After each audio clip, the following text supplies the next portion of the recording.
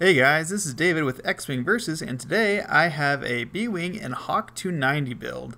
When I was making this list, I wanted to make a B-Wing where the pilots weren't too expensive, and this is the list I came up with. This is a fun build that almost tabled a double IG 2000 build, and the only reason I didn't win is that I forgot my opponent had inertial dampeners, and that enabled him in one particular turn to get behind me, and then the rest of the time I couldn't really turn around effectively, and he was just able to eventually just whittle down my B-Wings in Hawk 290. But remember, I almost tabled it, and it was only because I forgot something that it didn't work out. So I think this build has more potential than initially I had thought.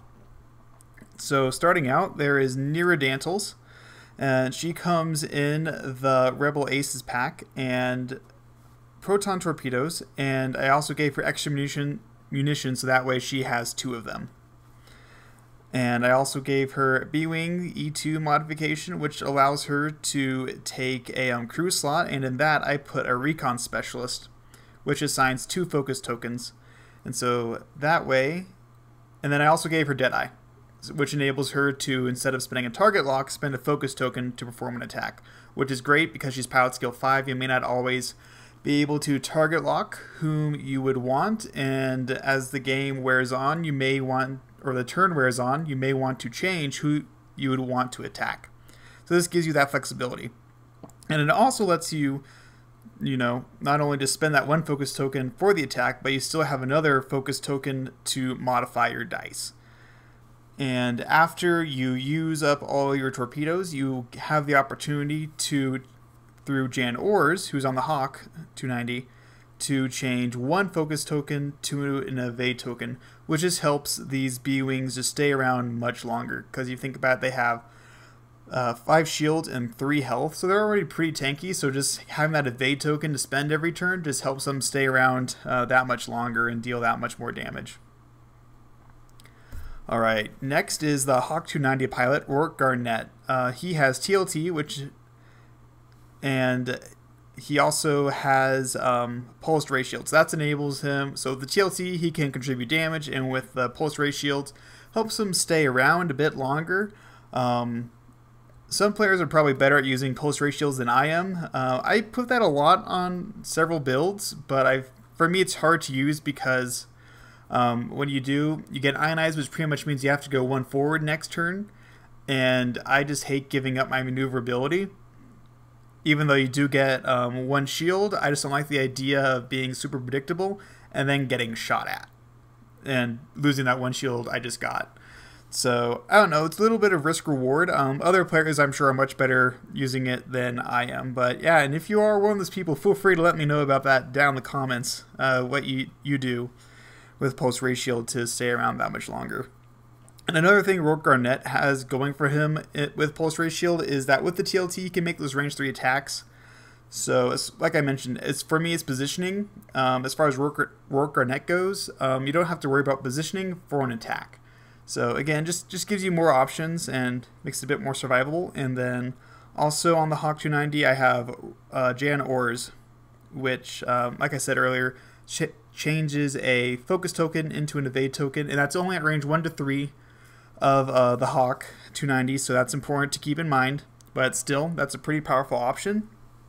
And then finally, Roark Garnet, his pilot ability lets a friendly pilot at range 1 to 3 shoot first, which is very, very powerful, and that pilot shoots at pilot skill 12. So it's very, very unlikely that your opponents are going to have anything else that would be considered a pilot skill 12. And there's very few ways that can happen. So yeah, it's just a very, very powerful option that you can get. Alright, and finally, in this list I have a blue Squadron pilot. And his basic role is to be the heavy laser cannon platform, so that way you're rolling 4 dice at range 2 to 3, and at range 3 your opponent isn't getting that extra evade die, and also at range 1 you naturally will have 4 attack dice, so it's nice that you're always rolling 4 dice.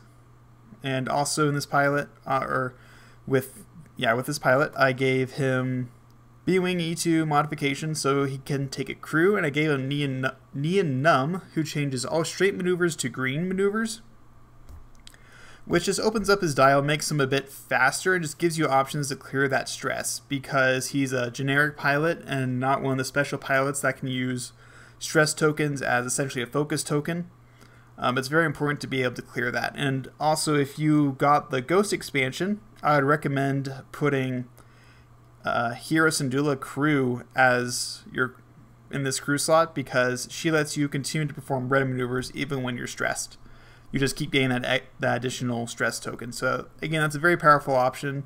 Pretty much lets you do whatever you want. You won't get to take your action if you're always doing red maneuvers, but at least that option is there and makes you that much more unpredictable. And another important reason for this build, why I chose not to, take Keen Farlander, who basically treats his stress token as a focus token when attacking, is because for me, and especially for this build, he just became too expensive to use. Blue Squadron pilot is just 22 points, and then with the heavy laser cannon, that's another 7, so it makes him 29 just for all those. So again, Blue Squadron pilot is nice because it's cheap, and with Roark Garnet, you're going to be shooting first. And so it just gives you an opportunity to deal damage, but I think, and I found to be something relatively cost effective. And another key thing is, remember, there's still Jan Ors who can turn the focus token into an evade token. So it just helps Blue Squadron pilots stay around longer to deal the damage.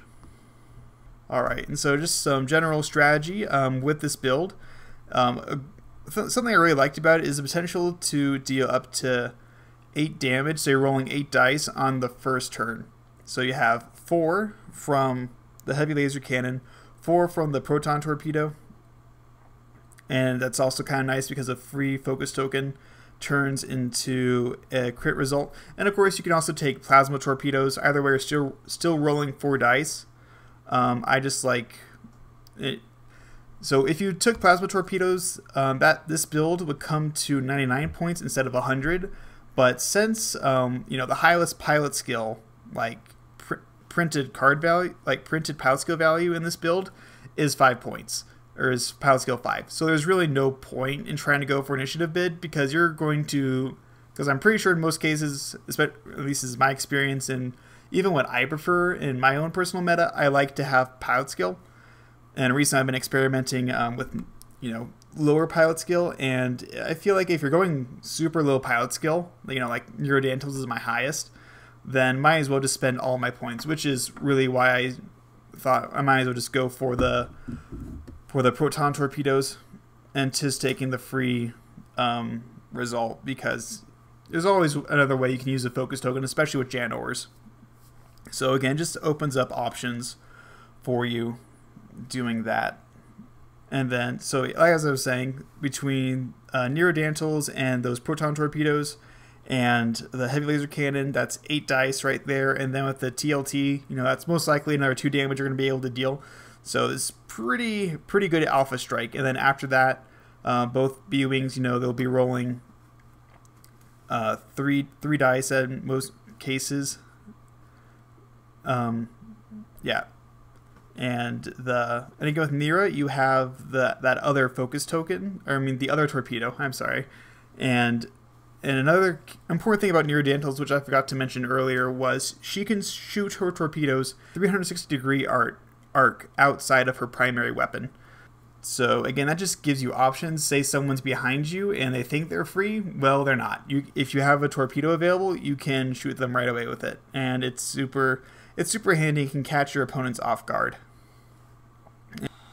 Yeah, so like another great thing about this build is I try to keep it relatively cost effective in the sense that each ship was pulling its own weight. Roark Garnet was 29 points, and I feel like he pulls his weight. Like if you lose him, he's actually probably the weak point of this build, because if Roark Garnet goes down, none of your pilots are now, there is no option to attack at pilot skill 12 now for the Blue Squadron pilot or the or Nera Dantels, and you're not turning focus tokens into evade tokens with Jan ores. And of course, you're missing your TLT. And so the Hawk 290 is kind of the Achilles heel here. But I think with the other B-Wings, and again, right now in X-Wing, that first turn where you actually get to deal damage is super important. And with all the damage that can be dealt, I feel pretty confident you'll be able to take something down. Potential weakness of this build, and it comes to the B-Wing in general, is just its dial. So I don't think the problem is all the red maneuvers that are on the dial, because there are pilots like Key and Firelander that can take advantage of that. I think for my game, I found the real problem was just the lack of options to turn around. So the 2K turn is pretty powerful, but I found against large ships, and especially because this was a lower pilot skill build, wherever I would want to turn around, a ship was there, and I would just end up ramming it. I flew this build. The main thing to be wary of is just your lack of turning around options. And I don't know, maybe hopefully someday the B-Wing will get more options for turning around. Maybe like a 2 Talon roll or something. But again, like for me in this style, like it actually isn't too bad, all things considered, for the B-Wings and the pilots that, fly these ships. But just more options. And thank you guys for watching, and let me know what you thought about this video down in the comment section below. That's one thing that really keeps me going with this channel is your guys' interaction with me and just your ideas for builds, what things could be better. Maybe where I got something wrong, that's totally fine. I'm definitely not the best person at X-Wing. Like, I've never been to Worlds or Regionals, and I don't know. I won't say I'll never go, but I don't know. I feel like I'm definitely not like that good at this game. But I do definitely enjoy this game, and I enjoy Star Wars, and B-Wings for the longest time were my favorite ship, especially for the Rebels. I don't know why. They are cool. They're not as cool as an X-Wing, not as iconic, but I don't know. Something about B-Wings has just always struck a chord with me. And I just really wanted to find a way to get B-Wings, for me, back onto my table, and in a way that was more competitive. And this build was just tons of fun, and it was able to do damage. And I don't usually play the Rebellion very often, but it was very fun for me to play this build and just be able to, give the E-Wings.